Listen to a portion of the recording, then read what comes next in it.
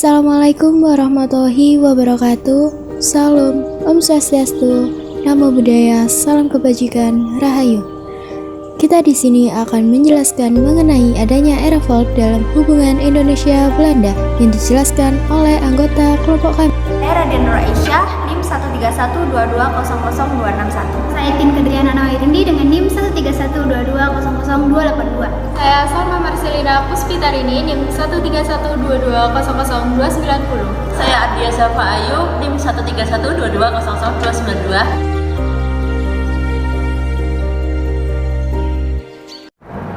Era folk Kembang Kuning merupakan salah satu makam kehormatan bagi korban perang periode 1942 sampai 1945. Kompleks pemakaman ini dikelola oleh Orlogs Raversion atau Yayasan Makam Kehormatan Belanda yang menyewa lahan pemakaman ini serta menggaji petugasnya untuk menjaga dan merawatnya dengan baik. Era folk Kembang Kuning sendiri merupakan pemakaman bagi orang-orang Belanda yang meninggal di kamp konsentrasi Jepang semasa Perang Dunia Kedua. Di sini banyak juga dimakamkan para militer yang dulunya berdinas sebagai tentara angkatan laut atau tentara angkatan darat kerajaan Belanda serta Kenil. Di area pemakaman ini kita bisa melihat monumen Karel Doorman yang dibangun untuk mengenang 915 serdadu angkatan laut kerajaan Belanda yang gugur pada pertempuran di Laut Jawa pada 27 Februari 1942. Dalam pertempuran tersebut, 3 kapal Belanda ditenggelamkan oleh kapal Jepang, termasuk salah satunya adalah kapal angkatan laut yang dipimpin oleh Karl William Friedrich Maria Doorman bersama para serdadunya. Mereka tidak memiliki makam karena jasad mereka tetap berada di dalam laut. Meski tempat ini merupakan makam kehormatan Belanda, namun bukan warga Belanda saja yang dimakamkan di sini. Ada juga orang Indonesia yang terdiri dari laki-laki, perempuan, dan anak-anak. Mereka dibedakan berdasarkan jenis kelamin dan juga agama, mulai dari laki-laki Kristen, perempuan Kristen, Muslim, Buddha, Yahudi, hingga makam masal. Bahkan ada juga makam dengan tulisan nama Tionghoa dan nama-nama tak dikenal dalam bahasa Belanda. Dan yang paling menyedihkan, ternyata banyak juga yang menjadi korban adalah mereka yang masih anak-anak. Mereka adalah korban perang pada periode bersiap yang terjadi pada 1945 dari berbagai daerah, seperti di Surabaya, Ngawi, Malang, dan daerah-daerah lainnya di Indonesia. Atas permohonan pemerintah Indonesia, tanah makam Ever lahir dari tanah hibah yang diajukan oleh Menteri Luar Negeri kita pada saat itu, Bapak Adam Malik, dan perjanjian yang ditandatangani oleh Bapak Presiden Soeharto pada tahun 1971. Di sini kita bahwasannya makam tersebut berasal dari traktat, yaitu perjanjian tanah hibah antara Indonesia dan Belanda. Di dalam unsur hubungan hukum memiliki 3 syarat, yaitu subjek, objek, dan juga hubungan antara para subjek atas objek yang bersangkutan.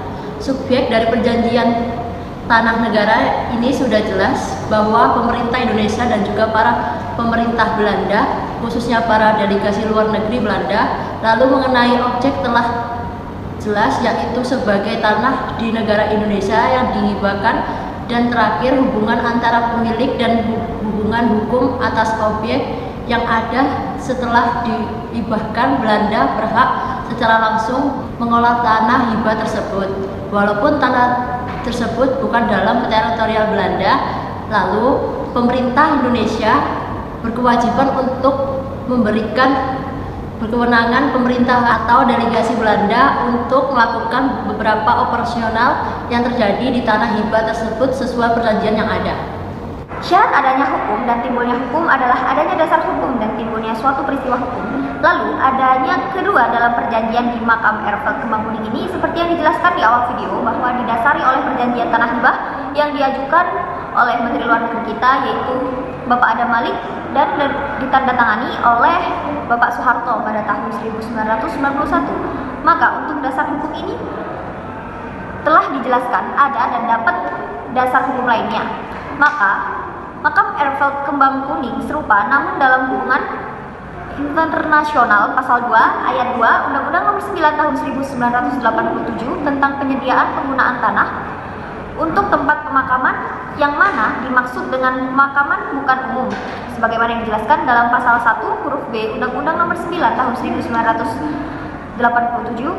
Yang membuat pasal ini serupa adalah karena sama-sama merupakan tanah pemberian hibah yang pengelolaannya dilakukan oleh badan sosial atau badan keagamaan secara makam Erfeld ini dikelola oleh sosial atau OGS. Lalu untuk ranah nasionalnya Undang-Undang Nomor 8 Tahun 1987 dilaksanakan oleh persetujuan Menteri Dalam Negeri jika dalam perjanjian tanah hibah Indonesia Belanda ini bersangkutan dalam persetujuan dan pengajuan pemerintah Menteri Luar Negeri. Peristiwa hukum yang timbul dari perjanjian ini adalah adanya regulasi pengelolaan nasional tanah wakaf secara berkala oleh pemerintah dengan yayasan yang berada di Indonesia. Jadi, terdapat tujuan diplomatik secara berskala dari Belanda untuk mengelola tanah hibah Erfeld tersebut. Mengenai peran hubungannya dari tanah hibah, tanah Erfeld ini adalah untuk melakukan suatu kegiatan. Nah, fungsi dari kegiatan-kegiatan perjanjian ini ada dua, yaitu pertama, untuk menjadi alat pengatur tata tertib masyarakat. Dengan adanya ini diharapkan masyarakat dapat merenungkan bahwa perang dan penjajahan merupakan hal yang hanya memberikan kesengsaraan yang menimbulkan kerugian materi dan juga kerugian nyawa. Lalu untuk fungsi yang kedua adalah sebagai sarana mewujudkan keadilan sosial lahir dan batin, yaitu pemberian hak kepada pemerintah Belanda untuk memberikan tempat persemayaman terakhir terbaik pada para korban mereka. Selain itu, dari perjanjian ini akan memperkuat dengan hubungan diplomatik antara negara Indonesia dengan negara Belanda. Meskipun Indonesia dan Belanda memiliki hubungan yang rumit karena masa penjajahan yang telah berlalu, adanya makam Erfeld dapat menjadi simbol penting dalam memperkuat hubungan bilateral antar kedua negara. Dalam konteks hukum internasional, penghormatan terhadap tempat pemakaman militer adalah bagian dari prinsip-prinsip kemanusiaan yang diakui secara universal, yang menggarisbawahi pentingnya mengenang dan menghormati korban perang terlepas dari pihak yang mereka perjuangkan. Pada akhirnya, makam Erfeld merupakan makam yang lahir dari penghormatan pemerintahan Belanda untuk para veterannya, tak hanya untuk memperkuat hubungan diplomatik antara negara. Adanya perjanjian Traktat Tanah Hibah makam Erfeld tentu juga didasari oleh rasa kemanusiaan kepada para veteran yang berjuang untuk negara mereka masing-masing, berhak mendapatkan tempat peristirahatan terakhir dan monumen yang dapat atas jasa yang layak mereka korbankan. Upaya ini dapat mencerminkan komitmen kedua negara dalam memperkuat hubungan bilateral mereka dan menghormati para prinsip kemanusiaan yang diakui secara internasional. Sekian penjelasan yang dapat kami sampaikan pada pembahasan mengenai adanya Erfeld dalam hubungan Indonesia-Belanda. Kami memohon maaf yang sebesar-besarnya jika ada kurang dalam pembuatan video maupun penjelasan dari kami.